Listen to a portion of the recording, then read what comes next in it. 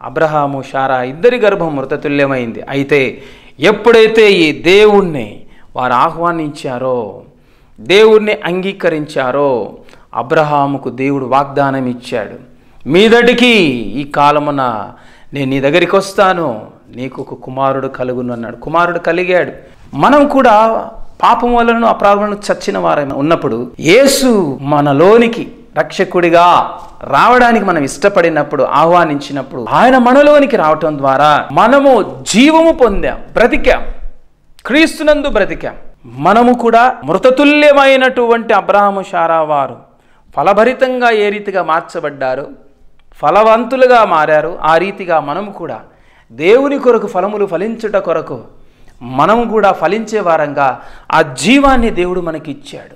ఆ యేసేలో ఆ సారమును కలిగినటువంటి వారమై మనము కూడా దేవుని కొరకు ఫలములు ఫలించే వారముగా చేశాడు.